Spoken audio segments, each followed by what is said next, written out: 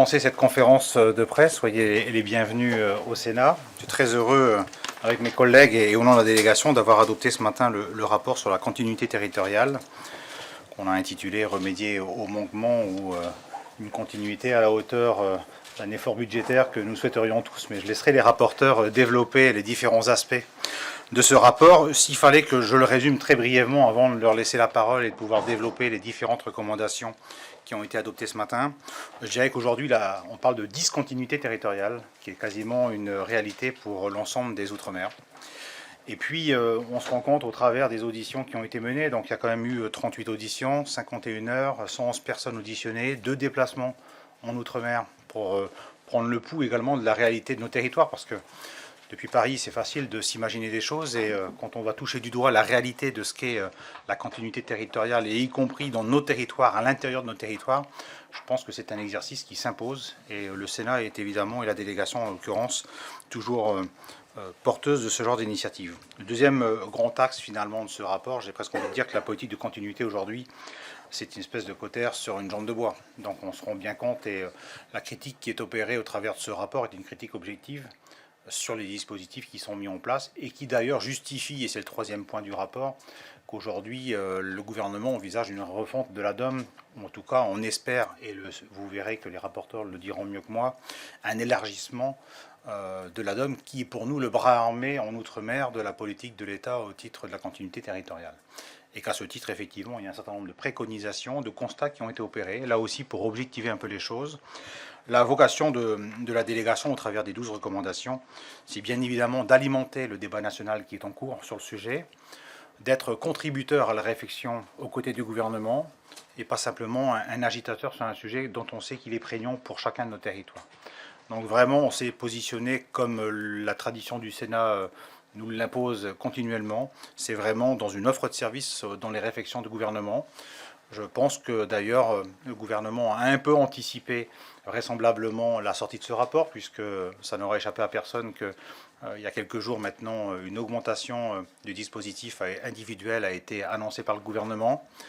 Vous verrez que pour la délégation, on envisage une vision un peu plus globale quand même du dispositif et pas simplement, entre guillemets, ce qu'on pourrait considérer comme des mesurettes. Voilà. Donc on est vraiment sur une réforme qu'on pourrait dire systémique, pour reprendre certains termes que les gens comprendront mieux, au travers de tous les dispositifs qui existent et avec tous les partenaires qui peuvent être sollicités. Je vais maintenant laisser la parole à mes deux rapporteurs dont je remercie la qualité du travail et de l'investissement vraiment, Catherine Conconne et Guillaume Chevrollier, qui ont vraiment mené ce dossier avec beaucoup de cœur, beaucoup de panache, et en y apportant un regard objectif, encore une fois, et vraiment dans une démarche de proposition, d'offres, auprès des réflexions qui sont en cours aujourd'hui, avec la volonté de pouvoir apporter une réponse à nos concitoyens, tout simplement, et de faire en sorte que cette continuité territoriale ne soit pas vécue comme un handicap structurel pour nos territoires, mais bel et bien comme un atout qui permettent à nos ultramarins de pouvoir venir dans l'Hexagone, et aux ultramarins de l'Hexagone de pouvoir revenir sur leur territoire dans les meilleures conditions. Et j'inclus évidemment là-dedans tout le volet étudiant. Je vais maintenant laisser la parole aux deux rapporteurs qui pourront évidemment répondre à toutes vos questions qui, j'en suis sûr, seront nourries au travers du dossier de presse qui vous a été remis.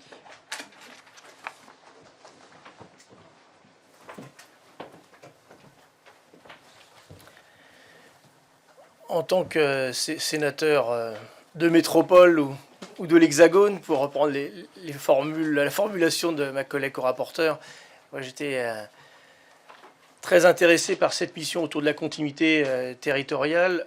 Le sujet de la mobilité, il est au cœur des préoccupations de nos concitoyens, où qu'ils se trouvent, qu'ils soient en métropole ou en Outre-mer, la mobilité que l'on doit décarboner et les problèmes d'égalité dans l'accès à la mobilité.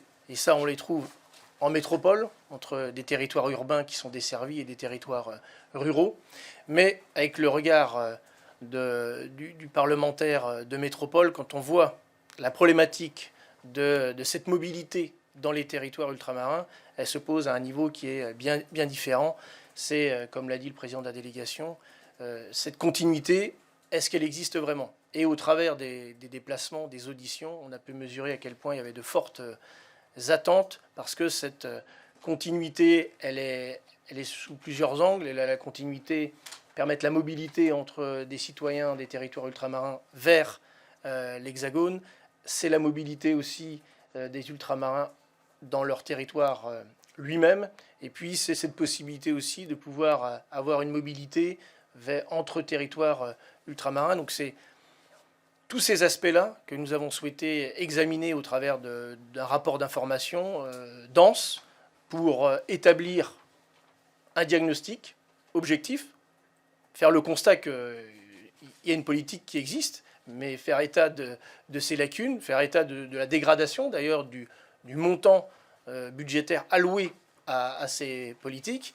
Donc tout a été mis dans ce rapport pour faire bouger les lignes.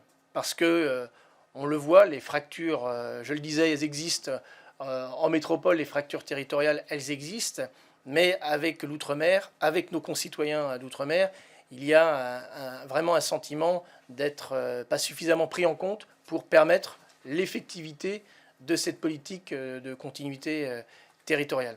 Donc je pense qu'un rapport comme le nôtre, qui avant même d'ailleurs d'être communiqué, fait déjà bouger les lignes, puisque le gouvernement a réagi, il est là pour alimenter le débat, faire progresser et faire bouger les lignes budgétaires. On y viendra peut-être dans le détail avec ma collègue, mais on fait un certain nombre aussi après de recommandations d'orientation pour faire en sorte que cette attente d'une réelle continuité territoriale avec les différentes déclinaisons que j'évoquais vers l'Hexagone, intra-territoire ultramarin et entre territoires ultramarins, soit effectif dans les prochaines années. Alors, on vous a remis un dossier de presse. Je peux commencer par évoquer un certain nombre de recommandations, mais je laisserai Catherine Conconne les développer également. On a aussi fait des comparaisons avec ce qui se fait dans d'autres territoires européens en termes de continuité. On a mis aussi en discussion des dispositifs de continuité qui existent avec nos concitoyens de Corse. On met tout ça sur la place publique. Après, il y a des comparaisons qui appellent à ce que les lignes bougent, mais comparaison n'est pas raison.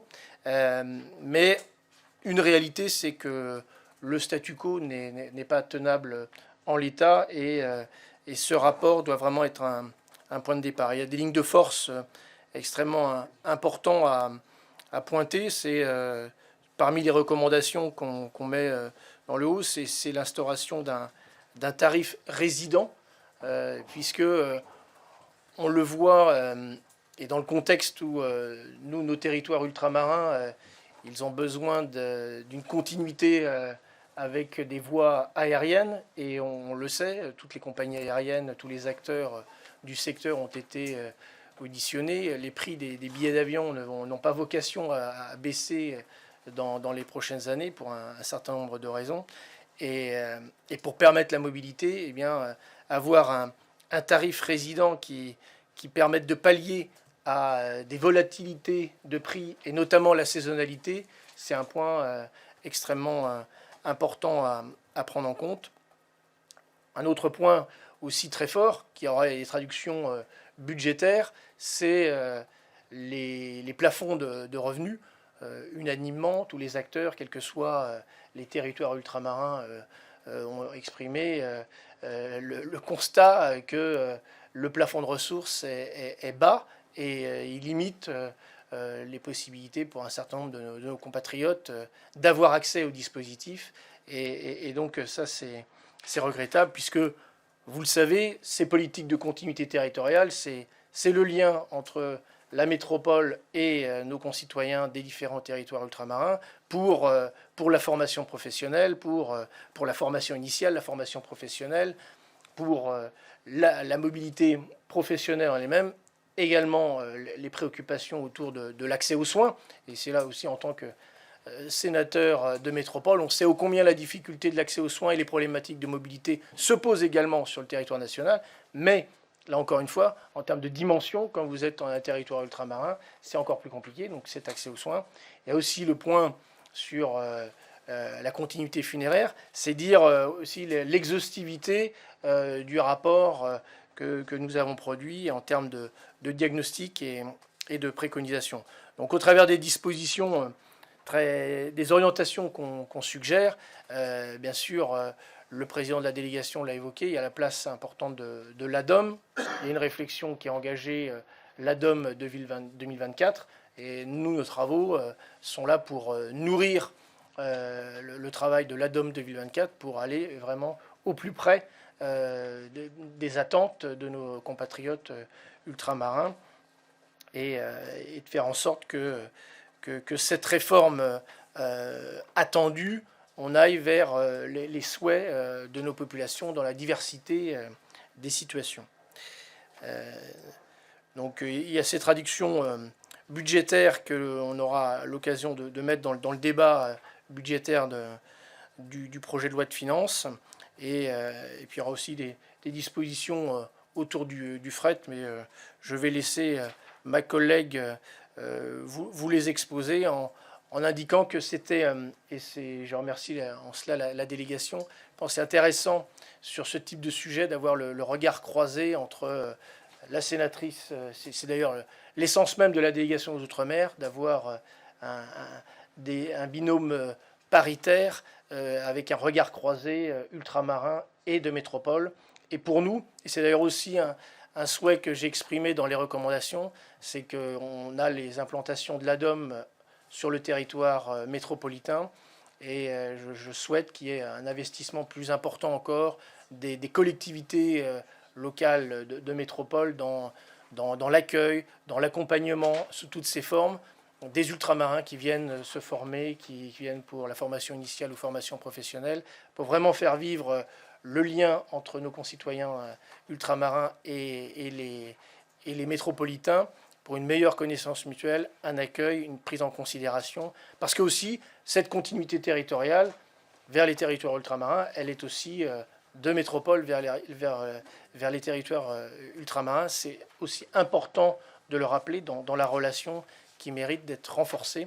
En tout cas, je pense que nos préconisations doivent aller dans le sens de cette amélioration et de cette continuité territoriale, mais aussi des liens qui doivent exister entre la métropole et les Outre-mer.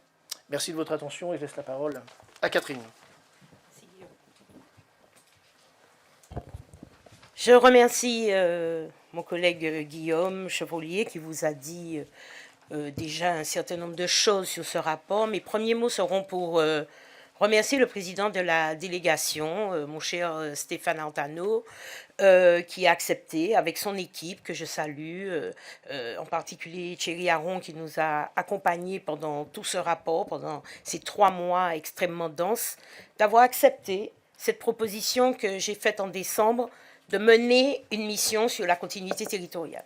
Et je te l'avoue, Président, je ne pensais pas, au moment où je faisais cette proposition, découvrir une matière aussi dense, aussi sulfureuse, aussi dramatique, aussi au vu de ce que nous avons vu, quant au devoir, j'insiste, au devoir de l'État et aux droits des citoyens d'outre-mer quant à la continuité territoriale. Je ne pensais pas qu'on aurait trouvé là un terreau aussi fertile en matière d'inéquité. Nous sommes français dans l'outre-mer, jusqu'à nouvel ordre. Nous sommes français. Moi, personnellement, je ne suis pas indépendantiste ni séparatiste. Ce compagnonnage avec la France ne me pose pas de problème dans la mesure où il doit être un compagnonnage mature, adulte, d'adulte à adulte, sans esprit de paternalisme et de domination. Mais aujourd'hui, il est clair, et on peut le conclure, qu'en matière de continuité territoriale, l'État n'accomplit pas son devoir comme l'État devrait. Mon propos n'est pas un propos pour attaquer l'État, parce que j'aurais pu faire l'historique de comment les choses ont commencé, comment certains présidents ont taillé dans le gras de ces budgets dédiés à la continuité territoriale. Je ne suis pas là pour faire des procès. On est là pour faire avancer les choses. Et moi, ma vie politique, c'est ainsi que je l'envisage. Comment on peut, à l'endroit où nous nous trouvons, en tant que parlementaire, élu local, à quelque niveau que ce soit, porter notre pierre à l'édifice et dire, voilà, nous sommes les meilleurs spécialistes de nos propres affaires. Donc comment on peut vous dire, voilà comment il faut faire, voilà comment il faudrait faire. Donc ce rapport que nous livrons aujourd'hui est une contribution essentielle, partenariale, que nous allons offrir à l'État, à l'exécutif, afin de corriger ce qui doit être corrigé. Personnellement, je suis une adepte de l'équité. Vous voyez, normalement, ça devrait être l'égalité. Liberté, égalité, fraternité. On le lit sur tous les frontons des édifices publics. Je demande l'équité, parce que rien n'est comparable en soi, et on ne pourrait pas comparer un aller-retour Paris-Valenciennes avec un aller-retour Paris-Fort-de-France. Mais les principes d'accompagnement des populations doivent être respectés et doivent être à la hauteur des engagements de l'État, mais également à la hauteur de la situation respective de chaque département, de chaque région, de chaque territoire de la dite outre-mer. C'est un principe que la République doit observer dans toutes les décisions et dans toutes les politiques publiques qui doivent être menées. Et là, je vais vous livrer quelques chiffres. Accompagnement de l'État à la continuité territoriale en Corse, 257 € par habitant et par an. Accompagnement de l'État pour les populations de la dite outre-mer, dressez bien les oreilles, 16 €. 16 €. Donc tant mieux pour mes amis corses. Je félicite ce travail d'à peu près 50 ans, puisque ce sont des dispositifs qui datent de 1976. Ce travail qui a été fait, qui a certainement pris du temps, qui est monté progressivement. Mais on voit bien qu'il y a un problème, il y a une différence. Et voyager pour les gens qui sont dans nos pays, ce n'est pas un luxe. Quand on voyage pour venir ici, ce n'est pas pour aller faire les soldes. Ce n'est pas pour aller au Club Med de Marseille ou de Nice. On voyage souvent pour des questions essentielles. La santé, par exemple. Trouver un spécialiste, souvent ophtalmo, cardio, etc., sous nos cieux, relève de la gageure.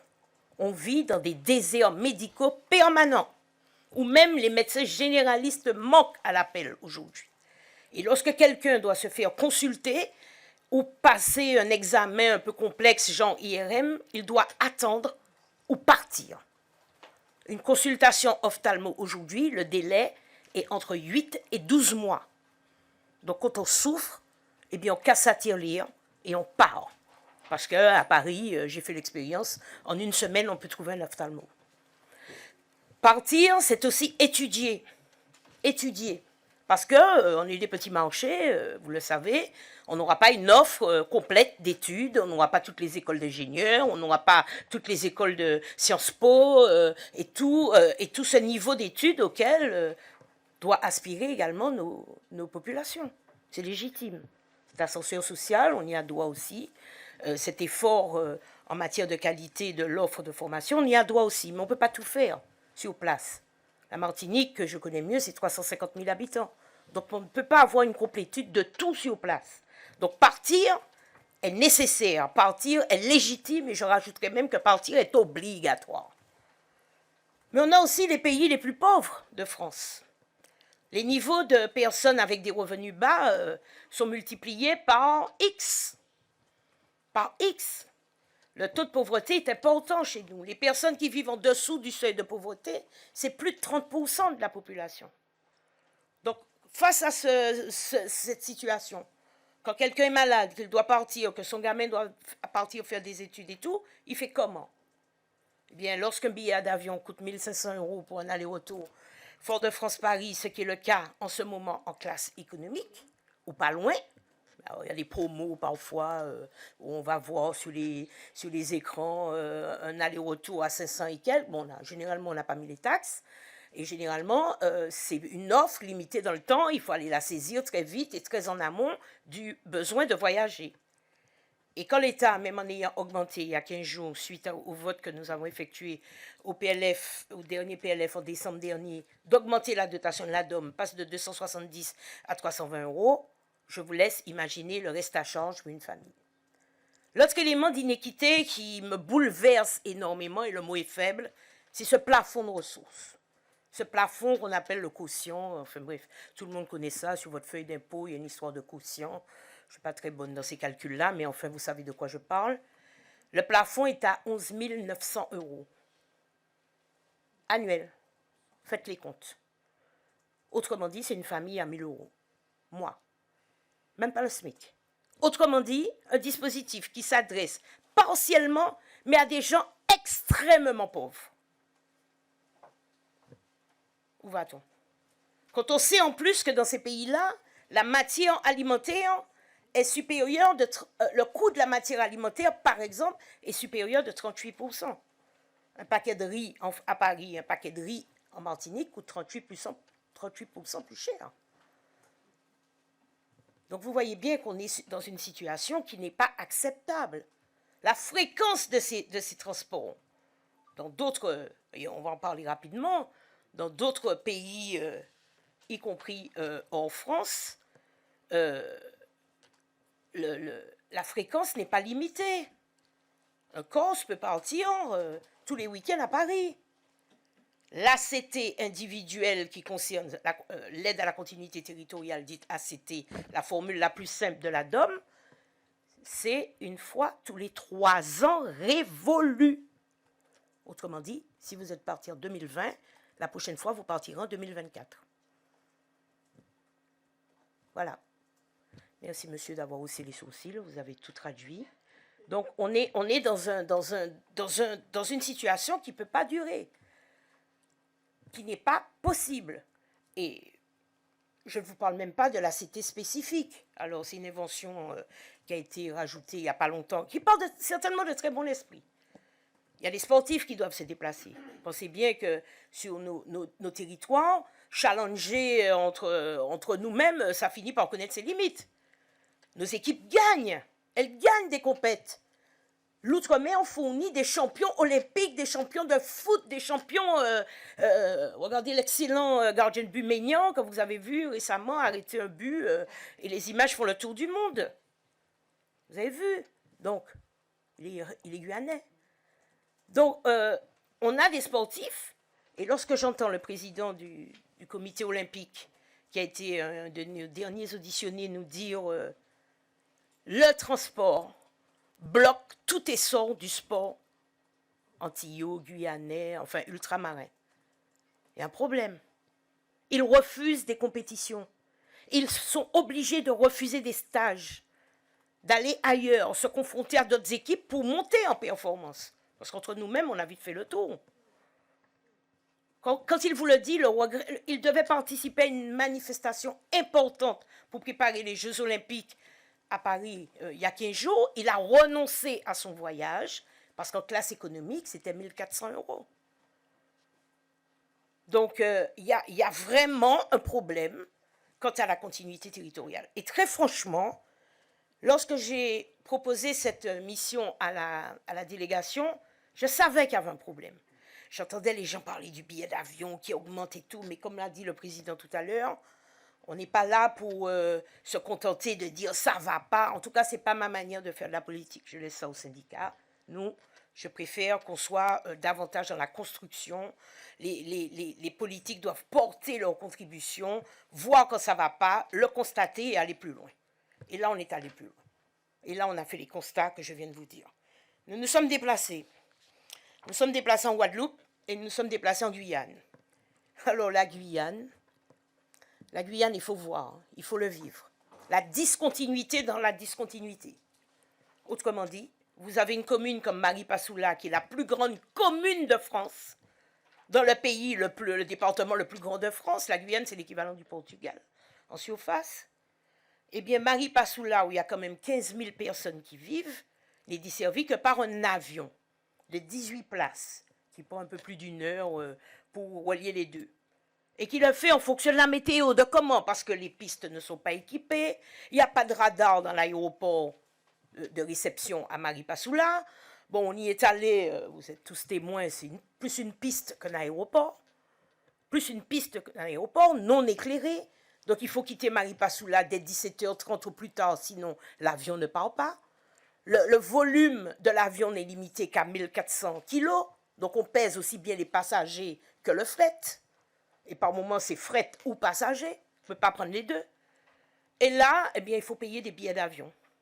Et là, alors qu'on est face à un problème d'équipement, il n'y a pas de route. Bon, tant mieux, à la limite, l'Amazonie est préservée d'une route, je dis pourquoi pas. Une route, ça ferait à peu près 700 km. Il n'y a pas de route. Mais la France devrait faire, en tout cas, le constat d'une carence en matière d'équipement pour dire, nous prenons à notre charge le déplacement de ces populations-là. Même pas. On laisse l'essentiel de la charge à la collectivité locale qui, chaque année, doit faire un chèque de 10 millions d'euros pour payer une DSP à un transporteur Air Guyane et ainsi permettre aux autochtones de voyager avec un tarif réduit compensé par la collectivité. Et l'État vient mettre un petit million comme ça. Voilà, très symboliquement, montant qui n'a pas arrêté de diminuer. Donc, on est dans des situations qui ne sont pas normales. Ce n'est pas le seul, hein. J'aurais d'autres missions à te proposer, Président. Ce n'est pas les seuls. Mais en tout cas, on a la matière là pour rectifier et raboter cette situation qui n'est pas tenable. Alors bien sûr, on va entendre sur le billet d'avion, on va généralement rester à l'écume des... Ah, les billets sont chers, les compagnies et tout. Non, les compagnies, elles ne sont pas fautives. Les billets d'avion, elles ont dû l'augmenter, c'est objectif. Quand vous avez un jet fuel qui est multiplié par 3, vous connaissez la tension qu'il y a sur les hydrocarbures compte tenu de la guerre, compte tenu des tensions au Moyen-Orient, etc. Eh bien, quand vous prenez un triplement de votre tonne de jet fuel, il faut bien que quelqu'un paye au bout. Il faut que quelqu'un paye au bout. Et en même temps qu'augmentent les hydrocarbures qui servent à faire voler l'avion, on n'a pas encore popularisé l'avion solaire, tout a augmenté. Les contrats de maintenance augmentent bien sûr automatiquement. Les pièces détachées s'envolent, c'est le cas pour les véhicules aussi. Donc l'aviation se retrouve avec des charges énormes. Et aujourd'hui, les compagnies qui nous desservent sont toutes en difficulté. Donc c'est peut-être facile de tirer sur l'ambulance en se disant « Ah, les compagnies là, il y a un bon... » Bon, d'accord, ça c'est le plus simple, mais c'est pas de leur faute. Bon, bien sûr, il faut aller regarder de temps en temps s'il n'y a pas une petite entente par-ci par-là, mais j'ai envie de dire, à la limite, ils sont presque excusables. Hein, de ce monde impitoyable, il y a parfois des systèmes D qu'il faut trouver pour survivre.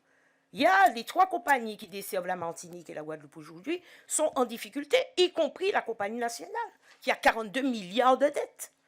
On sort du Covid, 2 ans d'avion à terre. Donc, on a auditionné les compagnies, on a auditionné la DGAC, on a auditionné tout le monde. Les chiffres sont là, ils sont objectifs. On ne peut pas faire porter uniquement la responsabilité sur les compagnies aériennes. Donc, l'État doit compenser. Ça, c'est la solidarité élémentaire. Et j'aime bien lire un petit passage du code des transports. Hein. Objectif affiché très ambitieux de l'État.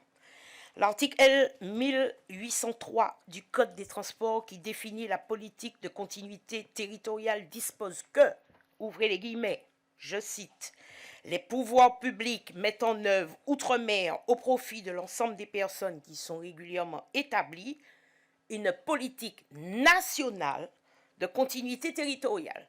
Cette politique repose sur les principes d'égalité, moi je dis équité, ils disent même égalité, des droits de solidarité nationale et d'unité de la République.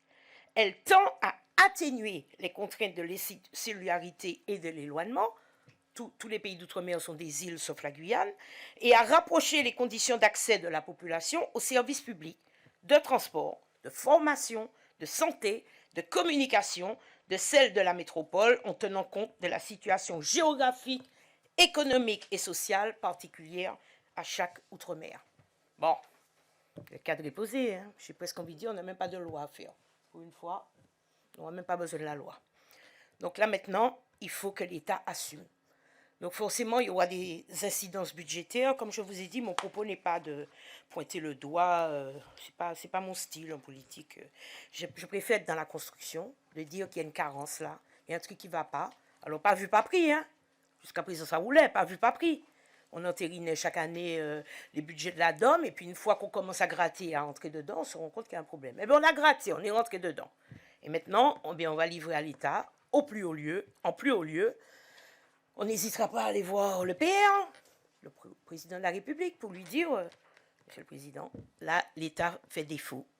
La solidarité de la nation n'est pas en œuvre, il faut rectifier. Alors forcément, il y aura des incidences budgétaires, mais on est prêt à entendre que ça peut monter progressivement. On n'est pas des inconscients, mais il y a déjà là pour le prochain PLF un effort important à faire. Et si l'État déjà pouvait doubler le montant qui est attribué à la DOM, c'est-à-dire passer au moins à 100 millions, eh bien, on aurait déjà un effort objectif, effectif et à minimum pour pouvoir contrecarrer. Laisser 10 millions d'euros sur le dos de la collectivité de Guyane, par exemple, on lui donner un petit million comme ça à la marge pour compenser cet éloignement, c'est injuste. C'est totalement injuste. Donc il faut que l'État ait au moins 50%, augmente sa part. Donc les préconisations ont été écrites. On a quand même fait un travail important. On vous a rappelé les chiffres, hein, près de 40 auditions, plus d'une centaine de personnes vues. On a vu des choses incroyables, parfois inhumaines. Moi, il y a quelque chose qui m'a choqué entre Marie-Galante et la Guadeloupe. Marie-Galante est à 1 heure de bateau de la Guadeloupe. Là encore, c'est la collectivité de Guadeloupe qui assume cette double insularité, n'est-ce pas, ma collègue Victoire Jasmin, guadeloupéenne, est là. Eh bien, vous savez, lorsque quelqu'un sort de Marie-Galante et va, par exemple, faire une chimio sur ce qu'on appelle le continent, c'est-à-dire la grande île de la Guadeloupe, eh bien, elle attend le bateau jusqu'au soir. Elle part le matin, elle fait sa chimio, ça dure 1 heure, et après, elle est sous l'hangar, là, bien chaude, la gare de Bergevin, à attendre le prochain bateau. Il n'y a pas de bateau à la pause méridienne parce que, économiquement, ça ne tient pas pour le transporteur qui est un privé. Je comprends. Mais en même temps, on se dit, là, il devrait avoir, pareil, un relais de l'État. Quand je lui demande combien lui coûterait cet aller-retour supplémentaire, il me dit 2 000 euros. Je dis, franchement, c'est beaucoup pour le transporteur qui joue avec des équilibres, qui lui aussi subit les augmentations des hydrocarbures. Mais attendez, rajouter une pause méridienne, ne serait-ce que les 5 jours de la semaine à 2 000 euros, c'est pas ça qui va ruiner l'État français. Hein. Donc on est on a tout écrit, on a tout dit. Et je ne peux pas m'empêcher, pour terminer, de faire un parallèle avec les autres pays qui ont institué une politique de continuité territoriale. Figurez-vous que nous ne sommes pas les seuls RUP, régions ultra-périphériques. Il n'y a pas que la France qui a des RUP. L'Espagne a aussi des RUP. Et le Portugal a aussi des RUP. Açores, Madère, Canaries, ce sont des RUP non françaises, espagnoles et portugaises, mais qui sont regroupées sous le générique de régions ultra-périphériques, telles que l'entend la communauté européenne. Mais là aussi, des efforts ont été faits. Figurez-vous que l'Espagne, qui n'est pas plus riche que la France, pas plus riche que la France, on sait tous les grandes difficultés qu'a connues l'Espagne récemment. C'est 800 millions d'euros qui sont mis à disposition chaque année pour la continuité territoriale dans leur RUP, avec une contribution sur les billets à 75%. Le Portugal fait le même effort. Les efforts de l'Espagne, des Canaries, etc., c'est 223 euros par habitant. En France, allez, on revient en France. Vous allez me dire, bon là, c'est les Espagnols, les Portugais, ils sont plus riches que nous, donc je ne suis pas sûr, mais bon, je reviens à la Corse. 257 euros par habitant. Je vous rappelle, nous, c'est 16. Donc là où il y a une volonté, il y a un chemin.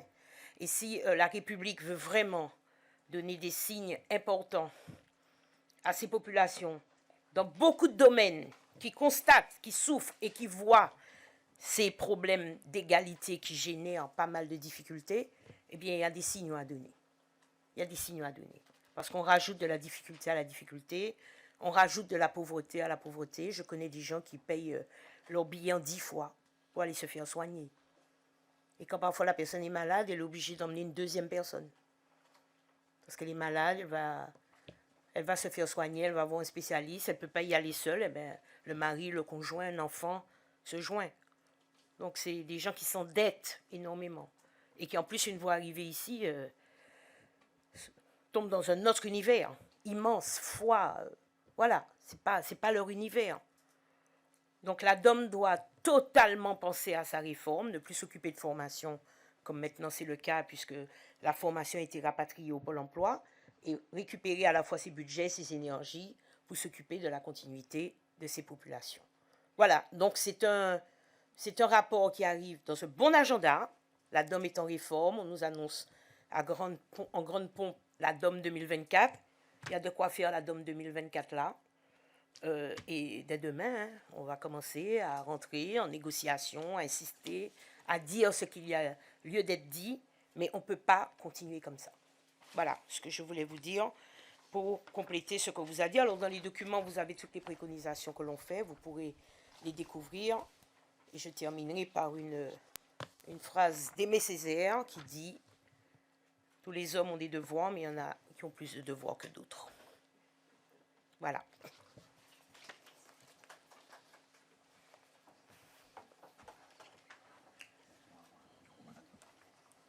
Donc on va passer, si vous le voulez bien, aux questions-réponses, au moins celles que vous auriez déjà. Simplement vous dire, en conclusion, avant que les questions puissent circuler dans la salle, qu'on ne se contentera pas au Sénat d'une réponse qui consisterait à être les crédits ne nous permettent pas de faire bouger les dispositifs. Je pense que vous avez compris que l'ambition que s'est fixée le Sénat pose clairement la question de la place des Outre-mer dans la République. Il faut avoir à l'esprit que la continuité territoriale, c'est quand même un facteur de cohésion sociale pour nos territoires et c'est un facteur d'attractivité, mais qui deviennent des handicaps structurels pour tous nos territoires. Et en réalité, ça pose clairement une question philosophique et de choix politique que le gouvernement doit faire, quelle que soit sa couleur politique d'ailleurs. On est là vraiment sur une approche transpartisane, et Guillaume Chevrollier l'a rappelé tout à l'heure, la question de la mobilité est une question fondamentale. Donc autrement dit, on pense aujourd'hui, et je sais que le ministre Carinco est sensible aux travaux du Sénat, puisqu'il a reçu les rapporteurs sur le dernier rapport sur la gestion des déchets en Outre-mer, et je ne doute pas qu'à tout le moins, ils seront également intéressés à avoir les réflexions de la délégation. Et puis, comme l'a dit Catherine Conconne, s'il faut aller toucher le président de la République qui porte des messages très forts quand il reçoit les élus, notamment le 7 septembre dernier, nous y étions à l'Élysée, et ben, je pense qu'à un moment donné, la théorie du ruissellement ferait qu'on puisse avoir ce même discours ou cette même sensibilité à tous les étages. Et donc, nous ferons en sorte, évidemment, au travers des travaux de la délégation, que ce message puisse être porté dans l'intérêt de nos compatriotes et pour reprendre le cadre juridique qui a été évoqué au titre du Code des transports, qui précise déjà les choses en termes de contraintes, et on ne se positionne pas sur un questionnement juridique, on est là sur une question philosophique auquel devra être apportée une réponse, et vous le verrez dans le rapport de manière très détaillée, puisque c'est un rapport très fourni, très objectif, tous les dispositifs qui ont été revisités par les rapporteurs pour faire des propositions concrètes d'évolution. Évidemment, ces évolutions vont avoir des conséquences budgétaires, évidemment. Mais on n'est pas parti de la réflexion inverse en se disant quel budget on a et qu'est-ce qu'on peut faire avec. On s'est dit, mais quel est le champ des possibles finalement et quel est ce choix politique que la France souhaite faire de la place des Outre-mer en termes de continuité territoriale. On évoquait notamment, et vous le voyez, en plus, il faut quand même le préciser, ce n'est pas simplement une demande des ultramarins, puisqu'on précise dans le rapport et dans nos préconisations qu'on aimerait également que des hexagonaux, des étudiants qui voudraient venir faire des stages dans nos territoires, puissent également bénéficier de cette continuité territoriale. Parce qu'ils n'en ont pas plus les moyens que nos ultramarins qui souhaitent partir dans l'hexagone faire des stages. Donc on est vraiment là sur une politique complètement transversale, et j'ai presque envie de dire universaliste. Et que donc c'est bien dans cet esprit que s'inscrit le rapport. Maintenant je vous propose de pouvoir poser toutes les questions supplémentaires que vous voudriez poser à ce stade. Vous aurez évidemment le temps de fouiller ce rapport qui est assez généreux en termes de propositions et puis de données techniques, puisqu'il a été quand même très nourri au travers des auditions. Et vous pourrez évidemment revenir vers les rapporteurs ou la délégation pour des compléments d'information. Mais déjà à ce stade, la parole peut circuler. Et je pense qu'on a déjà une première question qui... Alors, Jean Fatou, d'Outre-mer 360. Sur le périmètre, donc on est d'accord, c'est les DROM. Est-ce que vous avez pu interroger des représentants des COM, des collectivités qui, je crois, ont leur propre dispositif de continuité territoriale? Est-ce qu'elles rencontrent aussi les mêmes problèmes, les mêmes problématiques? J'imagine que oui, mais... Alors, je vais juste répondre pour les rapporteurs cette fois-ci, puis après je les laisserai répondre. Mais effectivement, on a eu une vision périphérique sur l'ensemble de l'outre-mer. Voilà. On n'est pas dans cette logique de dire quand une collectivité a une compétence, on ne va pas la visiter.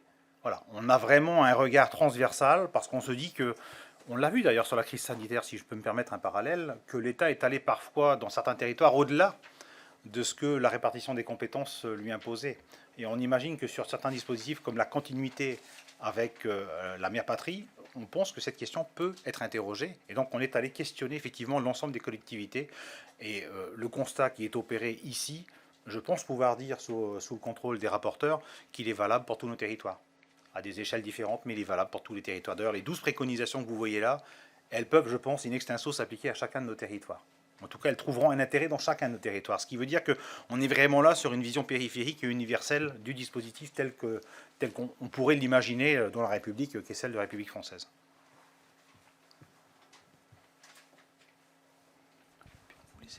Oui, bonjour Nathalie Guibert pour Le Monde. J'avais une question sur ce que vous évoquez, page 38, sur l'enquête de l'autorité de la concurrence. Parce qu'elle a récemment publié un avis. Est-ce que on parle de la même chose ou pas elle a récemment dénoncé une entente entre les compagnies aériennes. Donc, est-ce qu'on parle bien du même avis, parce que vous dites elle vient d'ouvrir une enquête, ou est-ce que c'est autre chose? Et est-ce que vous avez senti dans les auditions que ces questions d'entente vont plus loin que ces liaisons internes Caraïbes des territoires ultramarins? Est-ce qu'il y a des soupçons ou des besoins d'investigation complémentaires à votre sens? Et l'autre question que je voulais vous poser, c'était sur la petite mesure qu'a annoncé le ministre récemment, justement sur les plus modestes pour augmenter l'aide au transport.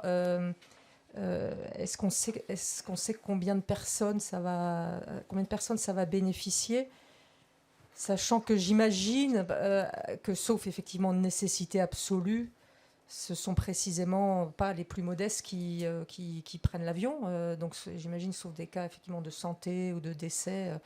Donc on parle vraiment d'une petite mesurette, très petite mesurette, a priori, ce qui a été annoncé récemment. Alors, je vais répondre sur la qualification de mesurette, et puis je laisserai les rapporteurs répondre sur les autres questions. On ne voudrait pas rentrer dans une espèce d'affrontement avec le gouvernement sur ce dossier, mais c'est vrai que cette annonce à quelques jours de la restitution, et qui coïncide quasiment à l'audition par nos rapporteurs du ministère de l'Outre-mer, peut interroger.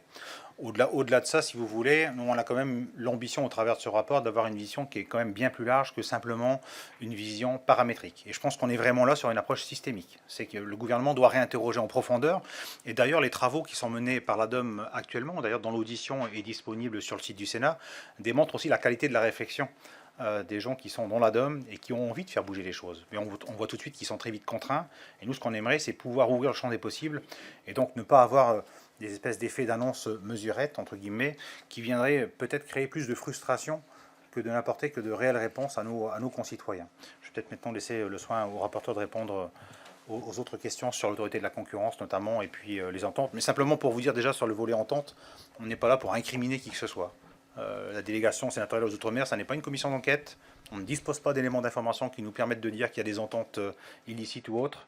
Simplement, on peut se poser un certain nombre de questions parce que tout simplement, le monde économique, parfois, pousse certains acteurs à certaines ententes, entre guillemets. Et je suis très prudent quand je le dis. Mais je laisserai Catherine Grandconne préciser les choses. Oui, Président, sur cette question d'enquête, tu as tout dit. De toute façon, c'est une enquête, hein, donc on n'a pas les conclusions. Et puis, ça ne faisait pas partie du périmètre de nos investigations. Et comme j'ai eu l'occasion de le dire tout à l'heure, la situation est parfois tellement compliquée que parfois on peut comprendre que chacun se surveille, chacun regarde l'autre, parce que c'est compliqué. C'est compliqué, y compris dans le régional, c'est très compliqué. Donc, ce n'est pas du tout notre périmètre. Et pour l'instant, ils ont parlé d'une enquête, donc on attend les éventuelles conclusions, mais j'ai presque envie de dire ça ne nous regarde pas. La deuxième question qui concerne les mesurettes, mais je serai dans le même ton que le président. On n'est pas là pour jauger s'ils ont rajouté 30 euros, 40 euros. Je vous avoue, je ne sais même plus combien ils ont rajouté. Parce que pour moi, ce n'est pas ça l'important. On est sur le principe. On est sur l'écosystème, le système mis en place pour assurer la continuité territoriale. On est vraiment sur la philosophie d'un devoir qui est dû à l'État, qui n'est pas accompli à ce jour comme ça devrait. Et on n'est pas là pour passer l'État à la moulinette et puis leur dire, vous avez tort. Tous les gouvernements qui ont précédé ont commis des fautes dans la continuité territoriale. Et je peux vous dire que ce n'est pas l'actuel. J'essaie toujours d'être juste, hein, même quand je ne suis pas du même bord politique. Ce n'est pas l'actuel qui a commis le plus de fautes en la matière, qui a pu se raboter les moyens. Donc ça, c'est le passé. On referme la parenthèse, on rebat les cartes et on se dit, ils se sont bien rendus compte qu'il y a un problème puisqu'on a ouvert la réforme de la DOM. On annonce la DOM 2024 dans quelques mois. Donc, on est dans le bon tempo et on espère, en tout cas c'est l'esprit de notre rapport, que les manquements que nous avons soulevés, qui sont quand même énormes, qui sont évidents, qui sont inacceptables, devront être corrigés dans cette nouvelle formule de la DOM et d'une politique beaucoup plus large de la continuité territoriale. Il y a un CIOM, un comité interministériel outre-mer, qui est prévu en mai. Des travaux sont déjà en cours et on espère que là aussi, il y aura des annonces faites sur la continuité territoriale quant à l'engagement de l'État et bien sûr, de manière corrélée, l'engagement budgétaire. L'un ne va pas sans l'autre. Mais on est avant tout sur le principe. Nos populations ont droit à une équité mieux exprimée en matière de continuité territoriale. Mais il faut le faire, comme j'aime à dire dans mon pays en créole, fait.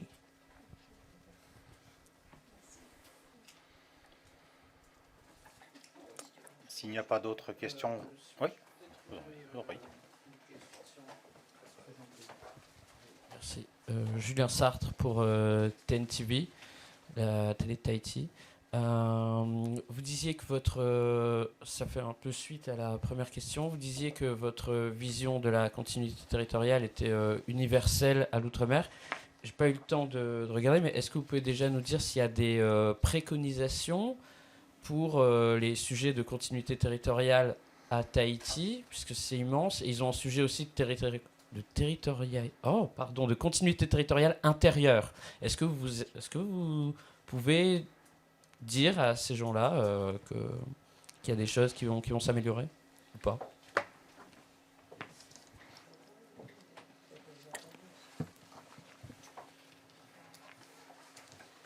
Oui, comme on l'a indiqué en introduction, on a auditionné tous les territoires ultramarins. Donc, dans le rapport, vous verrez, c'est un diagnostic objectif et avec des préconisations, des propositions qui concerneront l'ensemble des territoires. Vous évoquiez un territoire qui est impacté par une triple insularité, voire davantage. Donc, effectivement, on aura des propositions, il y aura des déclinaisons qu'on souhaite très, très concrètes pour ce territoire-là. Et autre précision également, mais ça rejoint ce que vient de dire mon collègue Guillaume Chevrolier.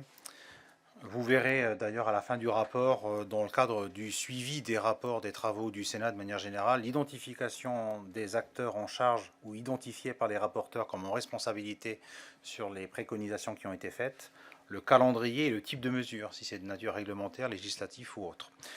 Ce qu'on voudrait éviter, c'est qu'effectivement d'aller prendre une mesure particulière pour un territoire en particulier. Parce qu'on essaye justement d'avoir une vision universaliste, parce qu'on pense réellement et profondément, comme l'a dit Guillaume Chevrolier, que le constat objectif qu'on a fait pour les uns est valable pour les autres.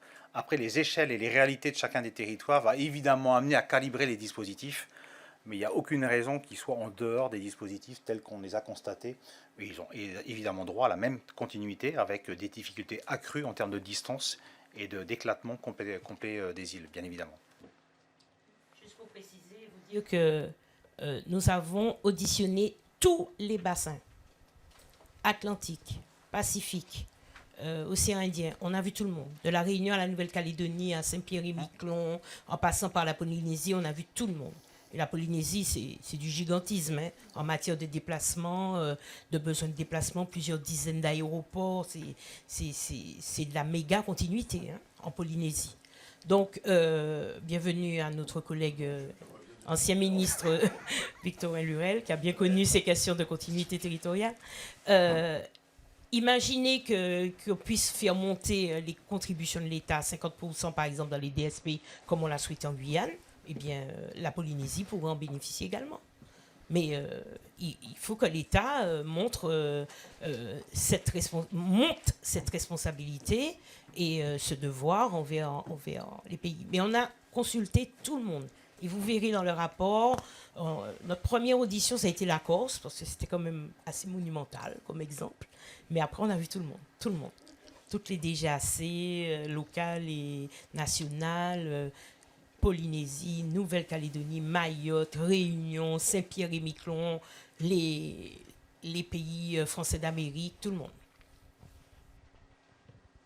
Et je peux vous dire que les déplacements étaient très nourris, n'est-ce pas Guillaume? On avait très peu de temps pour dormir, on a vu des dizaines de gens, on a écouté beaucoup. On a eu l'exemple d'Air Guyane, qui un modèle d'organisation extraordinaire, mais ces gens-là sont presque des fous de maintenir ainsi. Et lorsqu'on lance les DSP, il n'y a personne qui vient sur la DSP en dehors d'eux. Parce que les gens savent bien que c'est un truc de fou. Donc c'est vrai que les patrons sont martiniquais, guyanais, guadeloupéens, donc ils ont une fibre patriotique nationaliste. Mais c'est une histoire de fou. Et en Guyane, ces gens-là, tenir ça comme ça, c'est vraiment... C'est pourquoi cet assassinat en règle sur les compagnies aériennes, quand on annonce l'augmentation du prix du billet, est souvent très injuste, vraiment très injuste. J'avais une question que j'avais oubliée. Dans le rapport, vous évoquez quelque chose qui est très important, qui est la notion de perte de chance. Donc vous allez parler des sportifs, mais bon, pour les étudiants, pour les malades, etc. C'est quelque chose qui a une traduction pénale aussi, cette affaire. Est-ce que dans toutes les auditions, vous avez été informé de gens ou de personnes, de groupes qui avaient commencé à se bagarrer devant les tribunaux contre cette perte de chance ou pas? Enfin, objectivement, je ne pense pas. Je pense que nos concitoyens, avant tout, si on parle de la santé par exemple, une perte de chance en matière de santé, ils ont surtout envie de se faire soigner et de bien se faire soigner. Et je ne crois pas que les gens qui ont envie de bien se faire soigner et qui doivent quitter leur territoire parce que les plateaux techniques ne permettent pas d'avoir la spécialité par exemple, aient envie d'aller au pénal d'abord avant de se faire soigner. Donc, non, je pense qu'on est vraiment là sur une dimension éminemment politique. Mais vous avez raison, il y a effectivement sur chacun de nos territoires des pertes de chance en matière de santé pour des gens qui n'ont peut-être pas les moyens ou la capacité, parce que les dispositifs existants ne sont peut-être pas suffisamment adaptés. Je ne dis pas qu'ils n'existent pas, mais ils ne sont peut-être pas suffisamment adaptés à des gens qui n'ont pas les moyens de partir dans l'Hexagone. Quand vous faites traiter en oncologie, comme pour Saint-Pierre-et-Miquelon à Rennes par exemple, même avec l'accompagnement de la caisse de prévoyance sociale, peut-être qu'il y a des personnes qui n'ont pas les moyens d'avancer les frais. Peut-être que les dispositifs ne sont pas tout à fait adaptés. Peut-être que les plafonds de ressources ne leur permettent pas non plus, tels qu'ils sont conçus aujourd'hui, et c'est une des préconisations, d'aller toucher d'autres dispositifs d'aide. Donc, mais oui, effectivement, on pense qu'il y a des pertes de chance de manière générale. De toute façon, il suffit de regarder quand même la photographie de l'état de santé en Outre-mer de manière globale pour voir quand même qu'il y a un véritable sujet sur nos territoires. Ça peut être aussi un étudiant qui ne peut pas aller... Mais c'est aussi un étudiant, effectivement, et c'est aussi pour ça que dans le rapport, on préconise de muscler le rapport, du moins le passeport mobilité pour les études. Parce qu'on considère effectivement que les étudiants... Mais vous voyez, on revisite vraiment l'ensemble des dispositifs existants, parce qu'on considère que justement le caractère universel de cette approche doit nous permettre de toucher l'ensemble des publics concernés, et ça a très bien été dit tout à l'heure par les rapporteurs. Un exemple, par exemple, le passeport études, c'est une fois par an. C'est un aller-retour. Un gamin qui a 17 ans, qui a réussi au bac et qui part pour la première fois en France, c'est un autre monde, c'est un autre univers. Et il partira en septembre, il ne pourra revenir qu'en juin. Et il se retrouve parfois à passer Noël seul, dans le froid, impossibilité de rejoindre sa famille ou que sa famille vienne le rejoindre. Contrairement à un étudiant qui est dans l'Hexagone et qui pourra prendre un train pour retourner dans sa ville natale. Et vous avez des jeunes qui passent très mal ce moment de solitude, etc. On a des tentatives de suicide, on a des abandons d'études, on a de vraies pertes de chance. Vous parliez tout à l'heure de la Polynésie, monsieur, simplement juste pour rappeler, vous le verrez au travers du rapport, mais à la préconisation numéro 5 notamment, il est prévu par exemple une aide additionnelle spécifique de continuité lorsque le trajet pour rejoindre l'aéroport international, je pense que vous voyez à qui je fais allusion, de départ depuis son domicile, nécessite de prendre un avion ou un bateau. Voilà, donc c'est typiquement, en fait, l'adaptation, et on pense que c'est valable pour la Polynésie, et pas que la Polynésie, vraisemblablement. Mais en tout cas, pour la Polynésie, c'est encore plus vrai que pour certains territoires. Voilà, c'est typiquement le type de dispositif qu'on n'a pas appelé polynésien, mais je pense que vous voyez tout de suite à qui il peut s'appliquer. Je reviens sur la question des compagnies aériennes et du coût qu'elles doivent supporter. Récemment, les compagnies ultramarines se sont un peu mises ensemble pour dénoncer les prix opérés par la SARA. Est-ce que c'est dans le cadre du rapport quelque chose que vous avez pu voir? Est-ce que vous avez pu auditionner les raffineurs là-dessus? On a auditionné au moins la SARA longuement en Guadeloupe. On a pu longuement les écouter le dernier jour de notre mission en Guadeloupe, l'État a imposé la taxe jet fuel à la SARA, qui est obligé de la répercuter également à la revente. Donc, pour éviter que ne soit supportée uniquement par les automobilistes l'augmentation du fuel, il y a une espèce de péréquation forcée qui a été imposée au monde de l'aviation et qui est donc répercutée par la SARA sur les compagnies aériennes. Alors effectivement, ils ont intenté un recours qui me semble légitime. Bon, après, il faut voir si tout cela est légal auprès des juridictions concernées. Mais c'est une réalité. Parce que sinon, l'augmentation à la pompe pour l'automobiliste lambda aurait été beaucoup plus forte. Donc on a fait porter par le monde de l'aviation. Voilà. Et même chose, la SARA qui raffine pour la Guadeloupe, la Martinique et la Guyane est un petit modèle d'industrie. Ça reste quand même la plus petite raffinerie de France, avec des exigences en matière d'investissement, des exigences techniques qui sont imposées aussi par des normes européennes, et c'est tant mieux, hein.